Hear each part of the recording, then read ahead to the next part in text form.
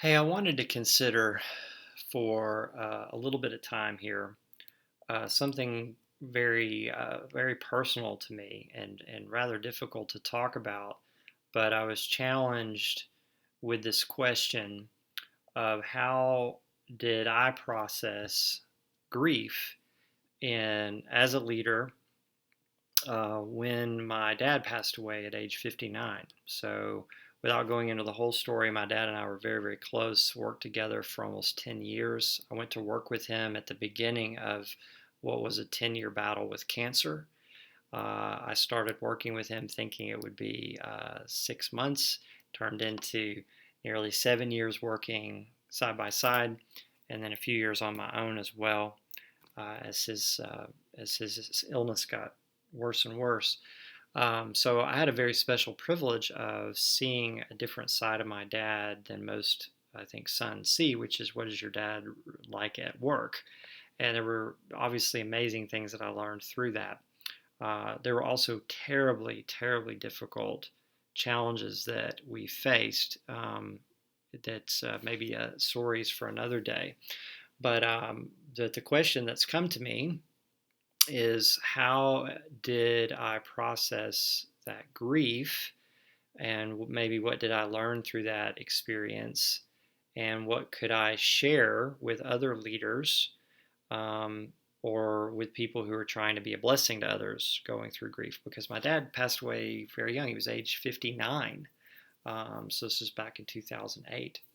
Um, and it was for a lot of reasons, not just because of the cancer experience and the pain that he experienced, but just relationally and family difficulties. And all. It was just very messy. And I'm sure there are people who face far worse, but in our case, it was very extended and very complicated emotionally because of all these family things involved, as well as just his illness. He died in terrible pain for long periods of time. It's very hard to watch. So I do love this question, though. It challenges me to think about what would I share, and I have to say a lot of what I can share. Um, I learned through really mistakes, not handling grief well, if there is such a thing as handling grief well and loss. But thought I would at least attempt to do this. So the first part of the question was, were there books that I read or have read that I would recommend to others? I don't know that these are particularly helpful just from a grief perspective, but I did take the time to think through what I was reading at the time that really impacted me. Some of these speak directly to grief, some of them just really some of the grounding of Scripture and the life that we live in Christ. The first one, obviously, very well known as A Grief Observed by C.S. Lewis. I definitely read that. I think I read that multiple times, and I had already read it before my dad passed away. But there's an openness in that, and as you're journeying through his pain, that was so important to me. Another book I read at the time, three books actually by Chuck Swindoll that were really impactful. One was Strengthening Your Grip by Chuck Swindoll. Another one was Grace Awakening. And then another one by him was Flying Closer to the Flame. Those during Dad's, the end of his illness, and then after that, those were very important books to me.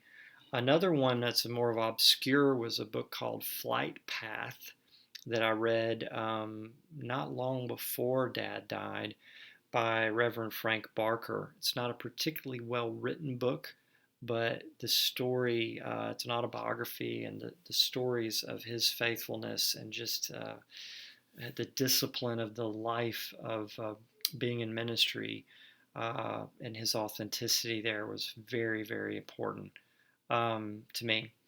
I also spent a lot of time reading quotes, which sounds kind of odd, but just great books of quotes from writers throughout history. I love reading quotes, and there's a couple of them. I can't remember both the titles, but one was Patches of Godlike by Jan Karon or Caron. I'm not sure how you pronounce her name. She's a novelist, but she has these two books, something about Godlike, but one of them I know is Patches of Godlike, which is just amazing quotes on all these different topics, and it's written in the handwriting of one of the fictional characters in her books. I've never read any of her books, but I did read those over and over again because I could kind of pick them up and just go deep into someone else's really solid thinking.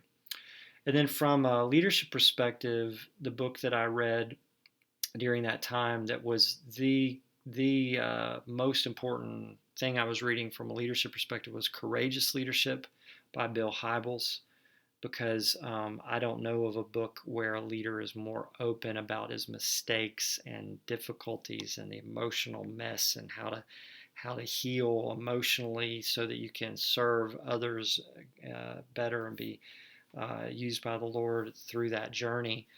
So it's not specifically about grief, but his authenticity and the call to courageousness was a big deal to me. And then one that I read long after, you know, Dad had died, but where I still was discovering just this junk that I was carrying around from just difficult things in childhood and life and pain, and dealing with all that and working with Dad and all his flaws and my flaws and all of that, is a book called Codependent No More by Melody Beatty, I think is the author. Codependent No More is sort of a classic in the recovery world, alcoholism, drug addiction, that sort of thing. So kind of an odd book to recommend, but it was such a powerful book um, because it deals with extreme examples. But it really helps you get over this issue I think a lot of leaders deal with, which is it's just not okay to hurt. It's just not okay to have problems. It's not okay to struggle. It's not okay to be in pain because of the pains of the world. And that book really was really, I wish I had been reading it at the time of dealing with the major onslaught of grief. Grief comes in waves. You've heard about the stages of grief. There's lots and lots of things like that. I guess I can just share with you a few of the things that I learned through mistakes and then learned even years later processing more pain and grief as well. The first is the whole idea of meaningful suffering. That suffering itself does have meaning. Not that we necessarily can answer the question why, but that God is always working through pain and suffering. The primary reason we know that is that we know that Christ himself had to suffer and die. It talks about when Christ begins to explain this after his resurrection, he's pointing out how the Christ had to suffer and die, and then would be rising again. We also, there's a verse, should have looked up the reference, but that Christ learned obedience through his suffering. And the idea that Christ himself had to learn something, was being trained and changed as well as a man through suffering, was very important for me to be contemplating. Another thing, when you talk about meaningful suffering, is it's important to keep in mind, I think, that death is the enemy. It is the end of us all. And so I think we can get really trapped or caught up in what's a good death versus bad death, and why do people suffer and why do people have cancer. And the reality is we are all going to die. And the difference is the speed and the drama involved. Some people go in their sleep. The Jewish culture, my understanding is they say that dying in your sleep is a kiss from God. So there are some people that are blessed with that mercy, but many of us aren't. Some people it's far more dramatic, far more painful, but the end is still ultimately the same. And so while it sounds very harsh, we tend to forget that. And so that the process of that journey, I think, is a mystery for sure. And the scriptures have all kinds of imagery of crossing rivers and this idea of a journey and moving forward, and just there's just so many different imagery that really we only are kind of looking at it dimly. Um, Another thing when you talk about meaningful suffering that I spent a lot of time in was, of course, the book of Job, as we probably often do when we go through suffering. One of the things, though, that was very important for me was to see that Job spends most of his time asking God questions and asking God to come down and answer him and explain certain things. And there is a point at which God finally shows up and starts talking. And if you notice that when God starts talking, he doesn't provide any answers, he actually responds to Job's questions with questions. So God didn't have any answers, he just had questions. And that was really important for me to go back to over and over again. I won't go into all that, I just will point you there. Um, in terms of dealing with the grief part of it, um, the reality is that my dad is healed. My dad doesn't have cancer anymore. So it's me and others who are left here trying to deal and contend with the value of this. Is what in the world is of value with this suffering and this experience that, you know, isn't of value to him anymore? He's healed. He's fine. He's with the Lord.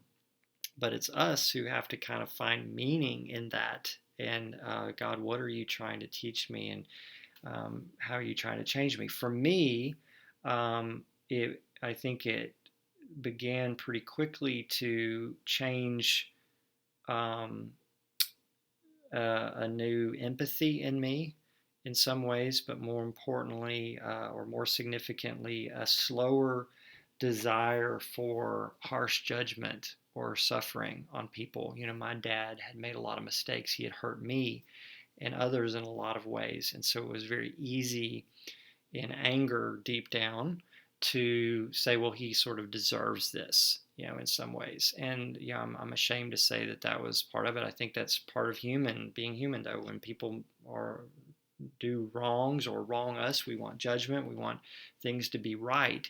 And it didn't take long watching true suffering for me to realize that um, that what we really needed to be more focused on was mercy, and that there's a sense at which we all deserve terrible, terrible suffering, because deep down, who we really are and what we really deal with in our darkness, there's also a sense in which none of us deserve suffering. And Christ himself certainly didn't deserve suffering, but somehow um, God's plan could only ultimately be fulfilled through that. So I spent a lot of time thinking about that as well, knowing that it's easy to talk intellectually or theologically about reasons why Christ had to suffer and all that, but to really think deeply and get that down in my heart, pray about that was important. And again, I'm explaining things that sort of unfolded over years. And I'd say early on, the early months, the first year or so, I really was not handling this well. And so that's the other thing I want to mention here is the next part of this, which is from a leadership perspective, what was going on or what could I share with others. Here's the thing about being a leader. Leaders are burden bearers.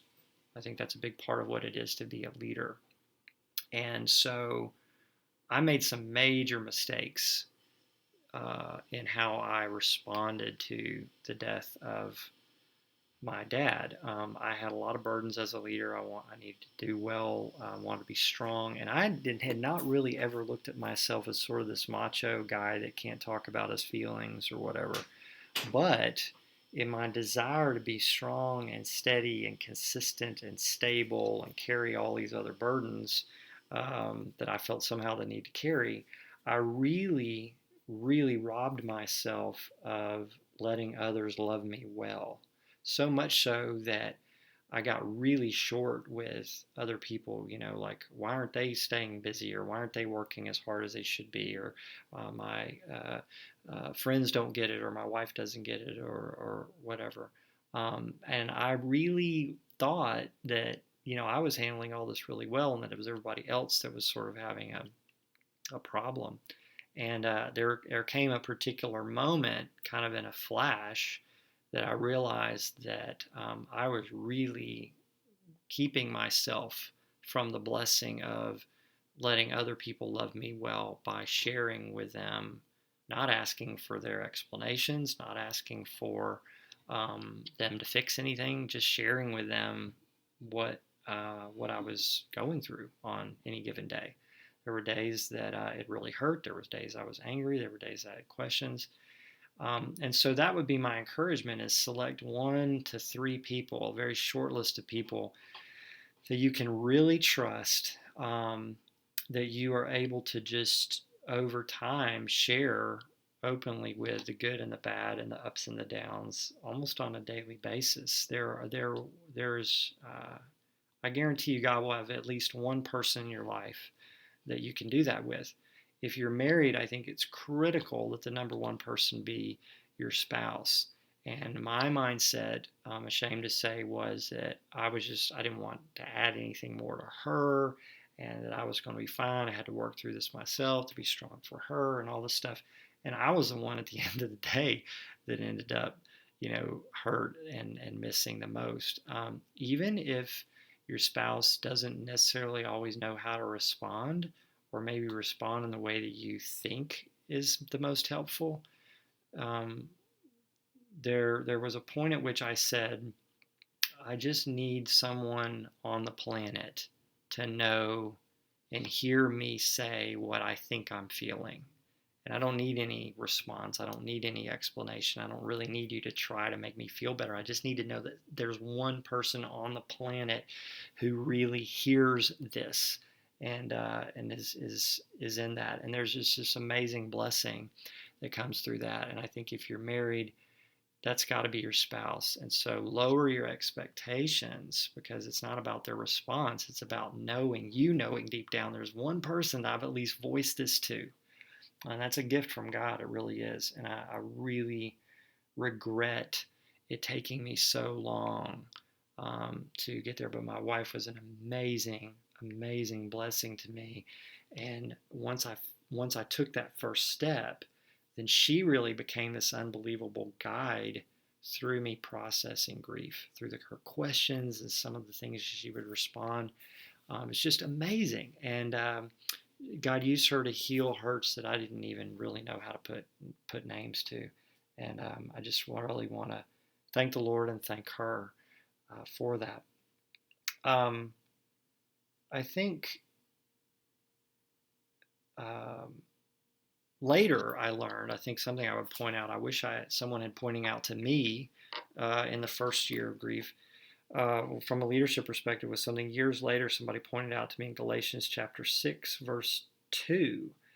This is talking about sin and restoring people, but if you think about grief and its impact on you, and the death as an impact of sin, and there's this restoration needed from grief, I think this is very relevant. And so verse 2, it says, carry each other's burdens, and in this way you will fulfill the law of Christ. And then, if anyone thinks he's something when he's nothing, he deceives himself. Each one should test his own actions. Then he can take pride in himself without comparing himself to somebody else. And then there's this interesting phrase, for each one should carry his own load. And so it was pointed out to me by a counselor, friend of mine, that there's a difference here. What's going on? Just a couple of verses before, it says carry each other's burdens. And then a few verses later, for each one should carry his own load. So what's the contradiction here? We're supposed to carry one another's burdens, but we're supposed to carry our own load. Well, in the Greek, I'm not a Greek expert, but in the Greek, this is 2 different words. A load is something that you are able to carry by yourself. It is something that is yours. It was something that was heavy, but you were able to carry it. A burden is something that someone was not able to carry by themselves. In fact, usually it was something that they had other people, or maybe even a pack animal with her in this language. And this was a powerful idea. I wish I had known and had somebody point that out to me, that grief is a burden, not a load to carry. You cannot carry this by yourself. And I think that was really huge. Now, the last thing I would share is just from the self-leadership side of this too. What do you do yourself individually? And so a few things that, again, I did not do all these perfectly, but the more I did them, the more God used them. One is making sure that you're spending time alone, praying and thinking, spending time resting. Um, when you work really hard. Go ahead and throw yourself into work. That's not a escape. That's one of God's gifts to you. But then you also need to work just as hard at resting and disengaging and doing things that are fun for you. Those are things that re-energize you. When you're doing, do more maybe than you're used to doing. That keeps your brain fully engaged and not drifting. But then when you're spending time alone and thinking and praying, do more of that than you're used to as well. Really go deep, wrestle with God, talk deeply with those trusted few people. Here's the thing though, don't try to do both those things at the same time. If you try to bring all that stuff you're processing into the work part of what you're doing, then you're going to start feeling very conflicted. There's going to be some dangers that can come along with that as well. And in fact, I see a lot of people where their work or their ministry becomes a ministry to themselves, sort of their therapy, if you will, and that is not healthy and will take you places that you don't want to go. So when you work really hard, and then when you're resting or when you're engaged or when you're talking deeply, do that, really go into that. Don't try to combine those two things or make your ministry your therapy. That's going to get you in trouble. And then I heard a phrase just recently that really captured the truth here about how to navigate all this relationally as a leader. And gosh, again, if I had heard someone say this, I think at a different time in my life, it would have spared me a lot of pain and mistakes. But it's a great way of framing what I think God's been teaching me in recent years. And it was this, Beth Moore said this: live with authenticity with all, transparency with some, and intimacy with few. And those may not be your exact words, but that's the way I wrote it down. Authenticity with all, transparency with some, and intimacy with few. And I think going through major things with grief or leading other people who are going through grief, that framework is very, very helpful and will put some boundaries in place that will protect you. And with that intimate circle or even that intimate one, that will provide this space for this healing. So the wound is healing from the inside out. So if you think about intimacy as the inside of the wound, God's using people around that. I've not thought of this before, but this actually makes sense. So intimacy is the inner part of that wound that needs to be healed from the inside out. And then transparency, you're able to share and be transparent. You're human, you're struggling with this, God's working, you're working through it, you're doing, you may not be at your best all the time, but you're working through it. And then that outer ring of authenticity, that you're being authentic, but you're not necessarily trying to bring the world in to what you're facing. So I think that's helpful because it breaks us out of there's what I do to the world and then there's what I do with everybody else. It's not that dichotomy. Instead, it's more these layers. I really like that mindset. Again, I feel like I had to learn much of this through some painful mistakes myself, painful interactions with other people, times of losing my temper, with people close to me or even team members, not always, not being at my best and then beating myself up about it. And the list could go on. But as I've processed those mistakes and those failures, and God has given me so much grace and mercy, then those are things that I've tried to really apply and come back to over and over again. And I'm grateful that you would ask this question of me and give me the opportunity to share. So I'll trust the Lord to really use this if it's useful, and I'll trust the Lord that you'll forget about it all if it's not of help. So thank you again.